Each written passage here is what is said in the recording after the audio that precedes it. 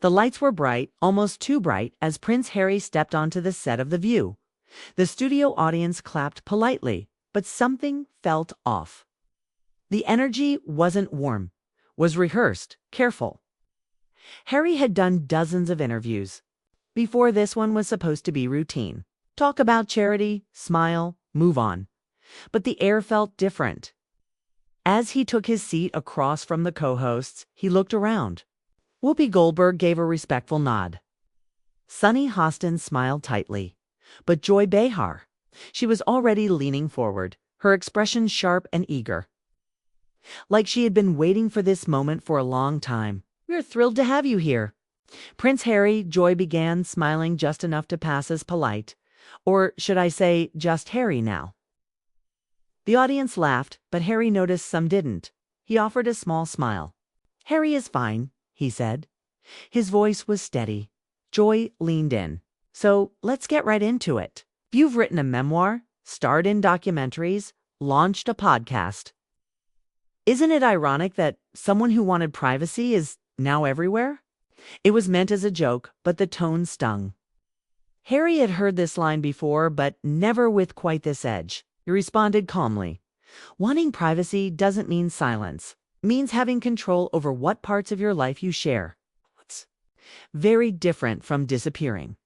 The audience gave a small clap, but Joy didn't back off. Her eyes locked onto his.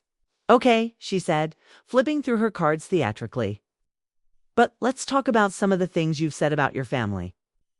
Your memoir wasn't exactly gentle. Don't you think you've burned bridges that may never be rebuilt?" Harry's jaw tensed slightly, but he didn't react. Instead, he adjusted his seat and looked her straight in the eyes. "I didn't burn anything," he said. "I told the truth. Sometimes the truth hurts, but silence protects systems that never change." Joy raised an eyebrow. "And what systems would those be?" Harry hesitated. He could feel the cameras. On him, the audience holding its breath. "I'm talking about media systems," he said. "Political systems. Institutions that prioritize image over people, profit over truth." The studio fell silent for a beat. This wasn't about his book anymore. This was something else. Then Joy gave a sly smile. "So, you're saying you're a victim of Western media?" Harry didn't blink. "No, I'm saying I've been a witness to how it works. And I've seen the damage it does. Not just to me, to many others." She leaned back in her chair. "Sounds like someone's been reading a lot of conspiracy theories." That's when the atmosphere shifted. Harry's voice lowered. "It's not a theory if you've lived it." He paused. The co-hosts looked at each other, unsure whether to jump in. "I could tell you things," Harry continued, "about meetings. Behind closed doors, about how certain headlines get approved before they're even written. About what deals are made between media and politics. But I won't." Joy smirked. "Why not?" "Too dangerous." Harry leaned forward, his eyes steady. "Because truth without timing is just noise, and some noise gets people killed." A few people in the audience gasped. The co-hosts froze. Joy tried to laugh it off, but the moment had shifted. "Do you really believe that?" she asked. Harry didn't answer. Instead, he turned to the camera, and for a moment it felt like he wasn't speaking to the room, but to the world. "There's a reason certain stories never make it to the front page," he said. "A reason some people disappear quietly, and others get promoted for staying silent. I stepped away from a title, not from responsibility." Joy interrupted. "So you're a whistleblower now?" "No," Harry said softly. "Just someone who stopped pretending." The room was quiet again. From behind the camera, a producer gave a frantic hand signal. They needed to cut to commercial, but Joy waved it off. She wasn't done. "So let's settle something," she said. "Do you think stepping down made you stronger, or just louder?" Harry gave a half smile, but his eyes were cold now. "Maybe both. But louder is only a problem when people don't like what you're saying." He stood up, not waiting for her next question. The audience didn't know whether to clap or stay silent. Before walking off stage, he turned one last time. "There's more I could say," he said, "but I shouldn't. Not yet." He walked out. The camera stayed frozen on his empty seat. Backstage, producers scrambled. Phones lit up. Something had changed in the air. Viewers around the world started posting clips online within seconds. Hashtags exploded. Hashtag Harry on Fire trended globally within minutes. Inside the studio, Joy sat stunned. She had pushed for drama, but now she might have opened something she couldn't control. The control room was in chaos. Producers barked into headsets. One of them cursed under his breath. Another yelled, "Delay the next segment." The screen showed an empty red chair where Prince Harry had just been sitting. On camera, Joy Behar shuffled her cue cards visibly. Shaken, the audience murmured, unsure whether the segment had ended or taken a very wrong turn. Backstage, Harry moved quickly. His security team followed, trying to keep up as he paced toward the service elevator, not the front exit. A junior producer chased after him with a mic still clipped to her shirt. "Sir, the segment wasn't done." Harry didn't slow down. It was done the moment she called truth a conspiracy. The young woman stopped. She watched. As the elevator doors closed, her hand still holding a clipboard, trembling slightly. Meanwhile, in the studio, Joy tried to pivot. "Well, that was unexpected," she said with a laugh that didn't quite land. "We'll be right back." The commercial break hit like a wave of static. The crew exhaled, but the silence backstage was just as heavy. Inside the makeup room, Whoopi Goldberg sat with her phone already buzzing. Her expression was serious. She opened a group message titled "Internal Eyes Only." "View producers." "Whoopi, he wasn't bluffing. You saw it. Sonny, I felt it. He knows something, Alyssa. I'm checking with contacts in London."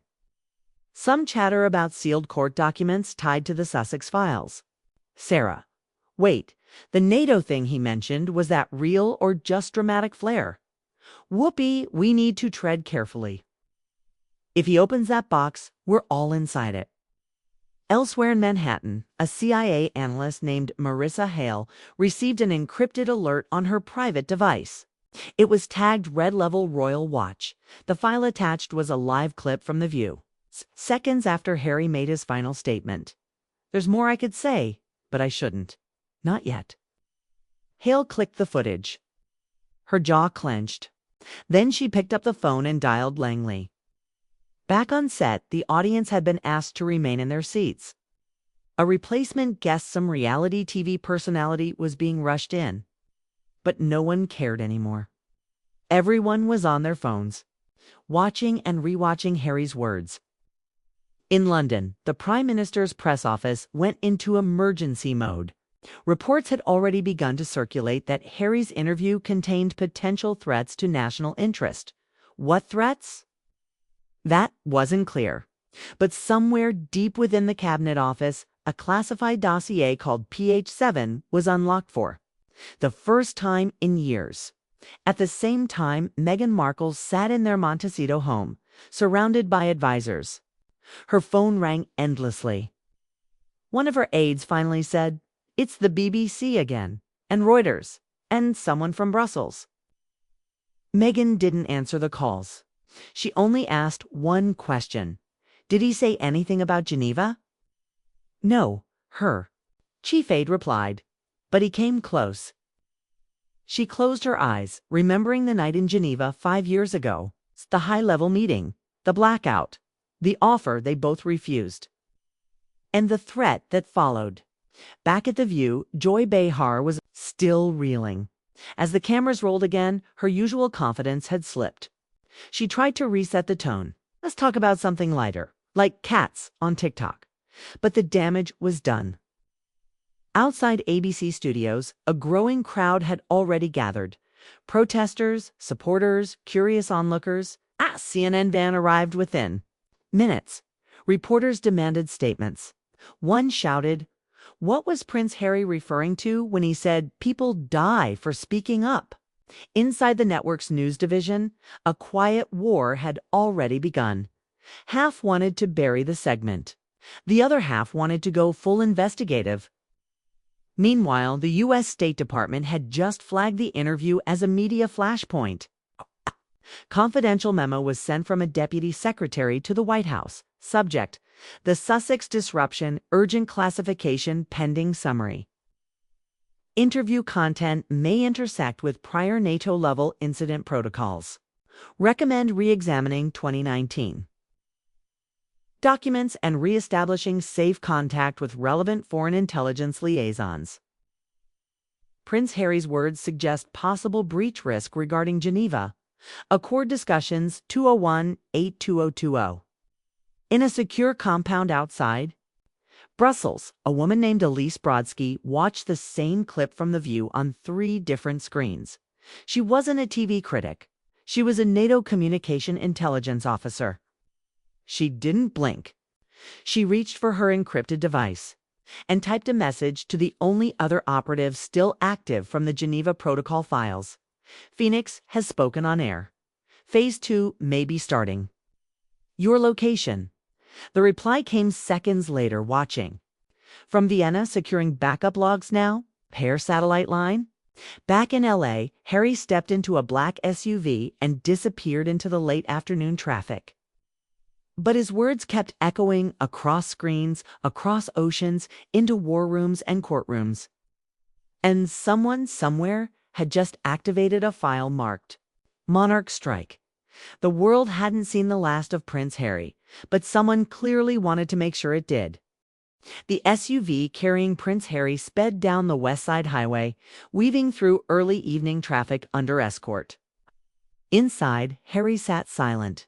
His phone buzzed with dozens of messages, some from media outlets, some from friends, and one from a name he hadn't seen in over 3 years. Major Eli Sandhurst. The message was brief. Geneva wasn't buried. You just stepped on it. Eyes open. Harry stared at the screen, then turned the phone off completely. Back at ABC Studios, the ripple effects from his walkout turned into a wave. Networks across the world picked up the clip. MSNBC ran it on loop. Fox News dissected it frame by frame. Sky News speculated about hidden meanings in his body language. But in London, the fallout was deeper. At Whitehall, in a room not listed. On the building's official blueprints, a meeting had been called with no notice. MI6 Director Andrew Whitcroft sat at the head of the table, flanked by military advisors, cyber intelligence heads, and a representative from the U.S. State Department who had flown in quietly just hours earlier. Why now? Someone asked. Whitcroft didn't look up, because Geneva was never about gossip. It was a trade, a compromise. And Harry just reminded the world that the deal was rotten. The American leaned forward. Geneva leaks, it doesn't just burn your monarchy. It destabilizes alliances we built in blood. Then maybe you should have picked your alliances better, Whitcroft shot back. Outside the room, a junior officer handed a sealed envelope to the aide of the foreign secretary. The document inside bore the stamp, restricted PH7 royal discretion. Meanwhile, inside the control room of The View, senior producer Carla Moss was still piecing together what had happened. She rewound the footage again and again, paying attention not to what Harry said but what Joy Behar said before he snapped. It was a question buried beneath sarcasm. Do you think you've become the thing you ran from more, just louder about it? Carla played it back, slowed it down. On the 0.5x speed playback, she caught a look from Harry just as Joy said it. A flicker, not anger, not offense, recognition. And then a phrase from Harry, quieter than the rest. You sound like him. Carla leaned back in her chair. Him? Who?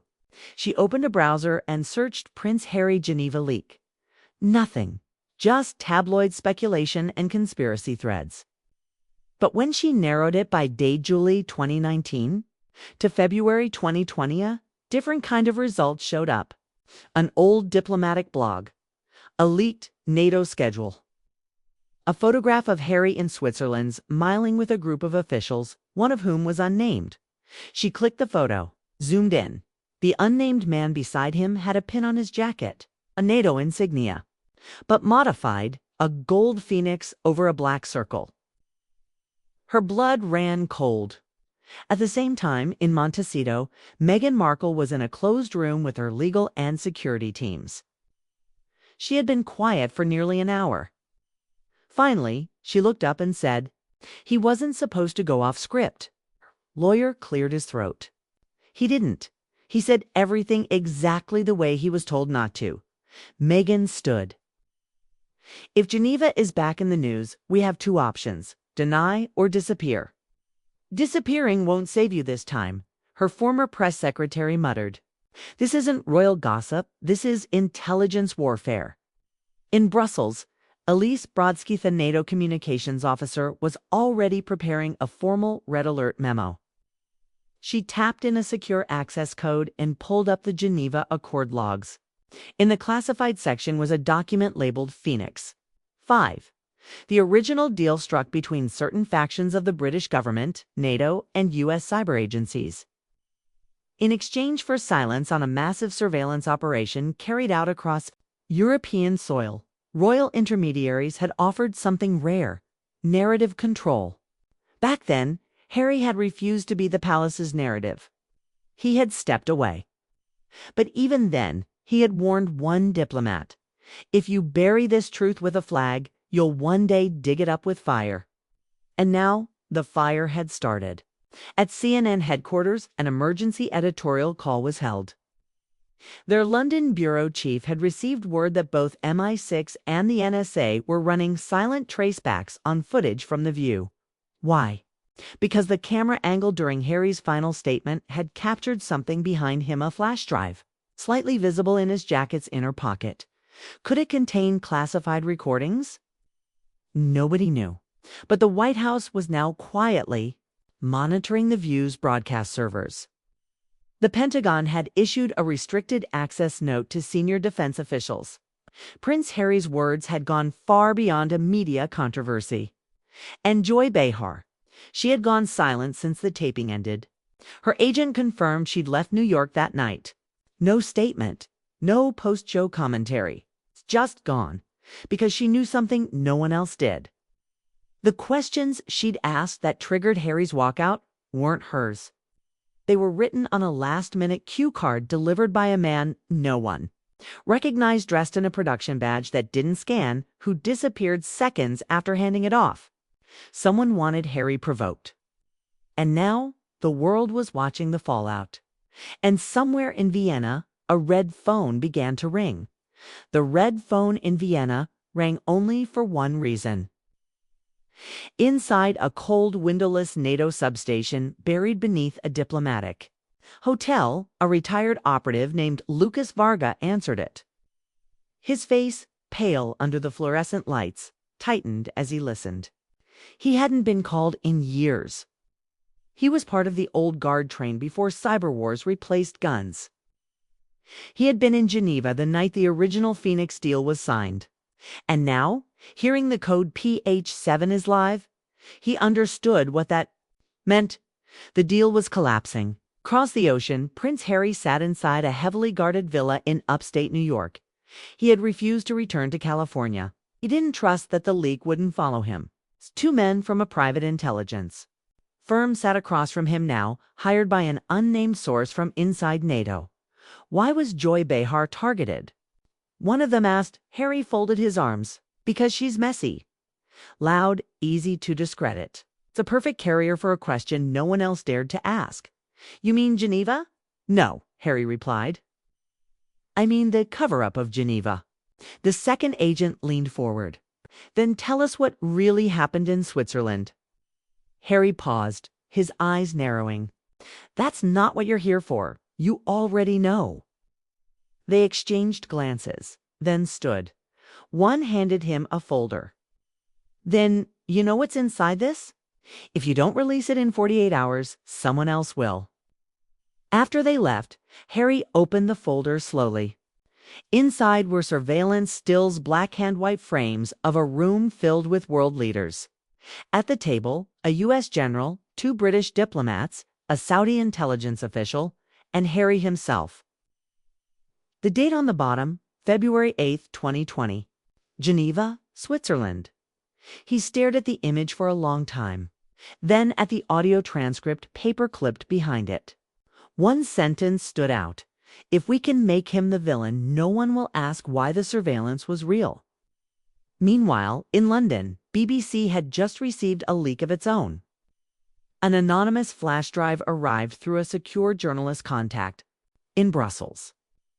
When decrypted, the files revealed meeting notes from an internal MI6 debate arguing over whether to use Prince. Harry's growing public rebellion as a distraction to cover failed international operations. BBC held the story, not because it wasn't real, but because they feared the consequences. Too many flags, too many governments, too much risk. But one young producer made a copy. She knew what she was holding. She emailed it to a single destination, secure drop, The Guardian. Within hours, it reached the inbox of investigative journalist Amira Singh. Back in the U.S., Kay Markle was now under quiet surveillance by domestic intelligence. She noticed strange changes, phones ringing once, then going silent. Familiar. Cars parked too long outside the property. It's called Harry. They're watching me. I know, he said quietly. They think I'll run to you. Will you? I can't. Not yet. Harry hung up, then looked out the window. His mind returned to something from the Viewjoy's final question, written by someone else. He replayed her voice in his head. Do you think stepping down made you stronger or just louder? It wasn't just a question, it was a test. And someone had written it knowing he wouldn't ignore it. His phone lit up again. A new message, this time from a blocked sender. You were never meant to sit at the table, only to be blamed when it collapsed. At CNN's headquarters, anchor Don Langston was prepping for a breaking news segment when a junior staffer handed him a transcript. You need to read this before air. Don glanced at the paper. The words were chilling. It was from a NATO memo marked Phoenix Declassified. It laid out what Phoenix actually was, not just a surveillance deal, but an information control treaty. The goal: use key figures in Western culture to redirect public outrage away from intelligence. Failures by turning royals, celebrities, and politicians into scandal magnets. Prince Harry, it turned out, had been flagged as Asset D for a useful rogue. Emotional yet charismatic, capable of driving public attention with minimal risk. 2. State infrastructure. They had used him from the very beginning. Don turned to his producer. Do we go with this? Her face was pale. If we air this, we might not have jobs in the morning. He looked at the camera. Then let's make it count. Guardian Amira Singh pieced together the leak and began calling sources. One of them finally responded, a former NATO advisor, now in hiding. He spoke one line. The Guardian servers were shaking. Not physically, but under the weight of attention. The leak had gone live. Within 30 minutes, hashtags like hashtag Phoenix Protocol, hashtag Geneva File, and hashtag Prince Harry Tapes were trending worldwide. Every major newsroom, BBC, CNN, Al Jazeera, even Fox News was scrambling to verify, but they didn't have to. The voice in the Geneva tapes was unmistakably real. There were no deepfakes here. It's just raw audio recorded inside a secret NATO meeting room, revealing the manipulation of public figures to distract from international intelligence failures. And the centerpiece of the file. Prince Harry. Across the Atlantic, inside his villa's secure room, Harry stared at the screen. 1,000 messages flooded in, some from old contacts, some from journalists, and one from an anonymous number that said only, "They know what you did. Get out now." Harry didn't flinch. He picked up the encrypted phone and called a name stored under just one word, Ember. It rang twice. A woman answered, "I told you never to use this line." You told me to call if Geneva ever came. Back, silence. Then, where are you? New York, I have the original recordings. Someone leaked a partial version to the press. She cursed under her breath. They're trying to burn the house before the fire reaches the roof. Get somewhere without eyes. I'll send an extraction plan. He hesitated. And Megan, there was a pause. If she's still in LA, she's already flagged by multiple agencies. You need to move now. He hung up. Meanwhile, in Washington, D.C., the White House press secretary was fending off a media storm. Reporters shouted over one another. Did the U.S. government authorize the Phoenix Protocol? Was Prince Harry used as a cover for failed NATO missions? Are the Geneva tapes authentic? But the press secretary kept her voice level. No comment at this time. Behind her, in the Situation Room, things weren't so calm. President William Dalton stood with his intelligence chief and defense secretary. The mood was deadly. How much of this is real? Dalton asked. The CIA director responded without blinking. All of it, sir. The president turned away slowly. And what does Phoenix really mean? The answer came like a hammer. It means if the rest of that file drops, NATO fractures. Our alliances implode, and 5 elections years included become radioactive. Dalton's face tightened. Then find Harry. Now, in Los Angeles, Joy Behar finally broke her silence. She went live on The View not to apologize, but to defend. I had no idea what that question meant. It was on the card. Pre-approved by producers. But now I know, was it mine to ask? It was planted, and I was used. The studio audience was silent. Joy looked straight into the camera. I may be loud, but I'm not a liar. And whoever wrote that question, you're going to answer for it. Back at CNN, anchor Don Langston received a chilling update. The studio's digital security had been breached. Someone was trying to locate the IP address where the Geneva tape had been downloaded. They traced it back to Prince Harry's villa. That meant someone else knew exactly where he was. It's too late. A black SUV had already parked outside the villa. 2 men stepped out wearing suits with no insignias. One had a silenced weapon. The other carried a device used to jam cell towers. Inside, Harry's screen went dark. He'd seen this before, in Kabul, years ago, when he was still wearing the uniform, still serving without headlines. He didn't panic. Instead, he grabbed a go bag, kicked out a back window, and sprinted into the trees. He ran for 20 minutes through thick brush until he reached the pre-marked location. A rusted barn. Inside was a hidden tunnel installed. During Cold War drills, it led directly under the state highway. There, waiting in a 4-door pickup truck, was Ember. She looked older, now hair silver at the temples, face sharpened by years of secrecy. You still run like a soldier. Harry climbed in. I don't have a choice. She drove fast, weaving through country roads. You're not safe anymore, she said. They won't stop. Not now. Then what's the plan?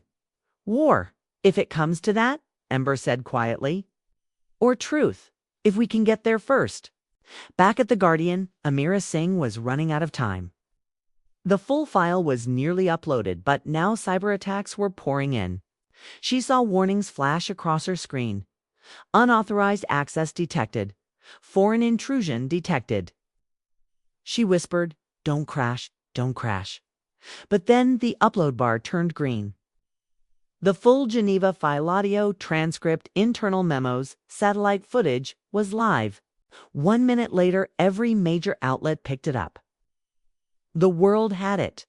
World leaders scrambled. NATO called an emergency session. The European Union began debating a temporary freeze on joint operations. Protesters flooded streets in London, Paris, Berlin, and in the middle of it, Alan, exiled royal, was being hunted not for what he did, but for what he knew. In a safe house in Vermont, Harry sat with Ember, watching the global reaction on a cracked laptop screen. "This was never about me," he said softly.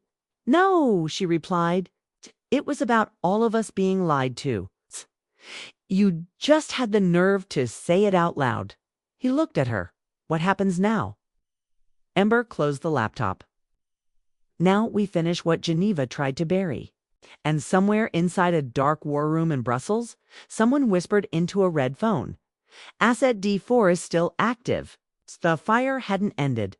It had only begun. Snow had started falling quietly over Vermont as Prince Harry stared out. The window of the safe house, he hadn't slept in 2 days. He didn't feel tired, just wired, as if every muscle in his body was waiting for something to go wrong. Across the room, Ember flipped through a thick folder of intelligence memos and handwritten field notes. Most were old-marked classified, crossed out in red, and signed by names that hadn't appeared in public in decades. What are we looking for? Harry asked. She looked up. The pattern. Geneva was just the leak. But the root system goes. Deeper Phoenix wasn't the only program. There were others. And you, whether you knew it or not, were at the center of one of them. Harry ran a hand through his hair. Because I walked away from the crown. No, she replied. Because you walked into something bigger. When you left the monarchy, you became a free agent. That scared people. He leaned forward. What do you mean? You were the perfect distraction. Media obsessed over your marriage, your memoir, your interviews. While the world watched you, they made moves, diplomatic trades, black site funding, foreign interference campaigns. Ember slid over a photo. This woman, Petra Anderson, Swedish intelligence. She warned us 5 years ago about the Geneva Convergence. Harry recognized the woman immediately. She had sat 2 seats away at a London charity gala in 2019. She wasn't just smiling then, she was watching. And now, he asked, she's dead. Car crash officially. They both knew what that meant. Meanwhile, in Brussels, the NATO emergency session had gone into its 3rd hour. British officials were furious. American diplomats were silent. And France had walked out. Inside the sealed chamber, a senior German official dropped a file on the table. This is evidence that the Geneva Protocol was known by at least 3 member states. This isn't just a rogue operation. This is a systemic betrayal. The room exploded into shouting. Back in Washington, President Dalton was pacing. The Secretary of State had just informed him that protests were growing violent in London and Berlin. News outlets were now openly asking if NATO could survive the scandal. And somewhere in the corner of his office, a file sat open marked Phoenix Sigma. Media assets list. Dalton turned to his intelligence chief. How much of this list is active? Almost all of them, sir. News anchors, influencers, even comedians. All fed curated content direct from contractors. And Prince Harry was never meant to know. Dalton stared at the wall. We need to control this before it turns into a wildfire, but outside, it already had. In New York, the Guardian's headquarters were under cyber lockdown. Amira Singh sat surrounded by digital forensics teams. Someone had tried to shut them down? They'd traced the attack to an offshore server one tied to a security firm contracted by a NATO affiliate. Keep the files live, Amira said. They try to bury it, we double it. A junior producer turned to her. Do we know where Harry is now? Amira paused, then nodded. Yes, but if we publish that, we become part of the problem. In Vermont, Ember was preparing the next step. We have to get you to Iceland, she said. Petra left something in Reykjavik before she died. A data key, off-grid. It might connect Phoenix to something worse Sigma-level coordination. Harry frowned. How do we even get there? I've arranged a private jump through Newfoundland. Quiet airfield. No digital records. But once we leave this house, we're exposed. Harry nodded slowly. Then let's go. They moved quickly. Snow covered the back trail, but Ember had already rigged the path with motion sensors and false prints. By the time they reached the small plain hidden behind the barn, dawn was just breaking. As they lifted off, Harry looked down at the trees disappearing beneath them. He whispered, "This wasn't what I wanted." Ember glanced over. "It's never what anyone wants. But you're in it now, and people believe you more than they believe any government." He closed his eyes. "Then I'll see it through." In London, Prime Minister Aaron Bishop was facing a vote of no confidence. He stood at the dispatch box in Parliament, trying to keep his voice steady. The cold wind hit Prince Harry as he stepped off the small plane in Reykjavik. The tarmac was silent, surrounded by mist and distant lights. Iceland had always seemed like a quiet place, neutral, distant from the world's chaos. But now it was the final stop in a global storm. Ember led the way, her coat pulled tight, her eyes constantly scanning. Waiting by a black SUV was a tall man in a gray parka. He looked ex-military, rigid, alert, but with a civilian calm. He spoke first. "You're later than expected." Ember replied flatly. "We were followed out of Vermont." The man nodded. "Once the site's ready, and the key is still intact." Harry climbed into the back of the SUV. His thoughts were racing. Geneva, Phoenix, Joy's collapse on air, NATO's unraveling, everything had led here. Not by plan, but by pressure. Truth had found its way through cracks. He had simply chosen to stop holding it back. They drove for almost an hour into Iceland's interior, rocky, snow-covered hills rising on all sides. Finally, they reached an old geothermal station. It looked abandoned, but as they approached, underground lights flickered on. Inside, deep below the surface, was a secure bunker built during the Cold War. It had been converted into a data storage vault. No internet, no satellite signals, and only 3 known entry points. Petra Anderson had hidden something here, and now it was Harry's responsibility to finish what she started. The vault door opened with a hiss. Inside, a fireproof briefcase lay on a metal table. Ember opened it carefully. Inside was a hardened drive, military-grade, and a small leather notebook. She placed both in front of Harry. "This," she said, "is the real file."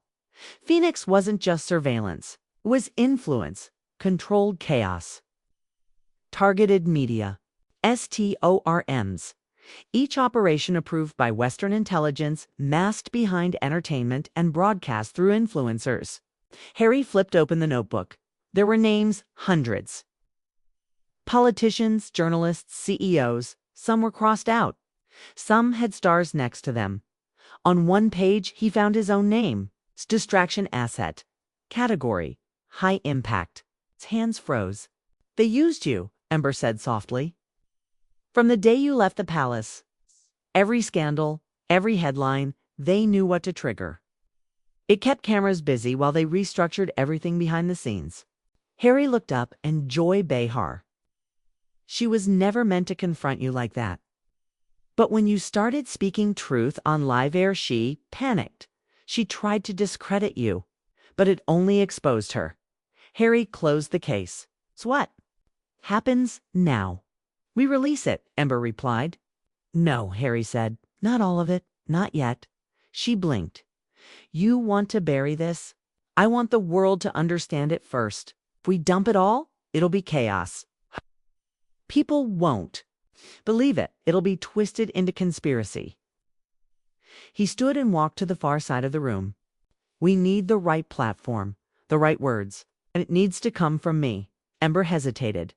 "You'd make yourself the target again." He turned. "I already am." Meanwhile, across the Atlantic, Washington was bracing. President Dalton had just been briefed. Iceland had confirmed Harry's arrival. Journalists had tracked the tail number of the plane. Questions were erupting across newsrooms. At The Guardian, Amira Singh prepared a live feed. "We'll go dark for 48 hours. Secure lines only. If they jam, us sprint it old school." In London, Parliament was under lockdown. MI6 had intercepted chatter about potential leaks that could implicate 2 former prime ministers. The monarchy, strangely silent for days, issued a short statement. "We support transparency and healing." No further comment. But it was too late for silence. The world was already watching. 48 hours later, a simple broadcast went live. No network, no filters. Just Prince Harry sitting in front of a plain wall in the Reykjavik bunker. "I never thought I'd be here," he began. "Not in a secret location, not reading from classified files, and not talking about a system that trained me to stay silent." He spoke clearly, calmly, but each word hit with weight. "For years, I played a role, one people projected onto me. And when I stepped away, I thought I was breaking free. I wasn't. I was stepping into a bigger trap," he explained Phoenix. "The media manipulation, the covert influence operations, the way lives were shaped, not by truth, but by design." He showed photos, documents, testimonies. He named no names. Not yet. But the facts were impossible to deny. As the stream ended, the world held its breath. Within hours, protests erupted. In Paris, London, Toronto, and Johannesburg. Whistleblowers came forward in 5 countries. NATO announced an emergency restructuring panel.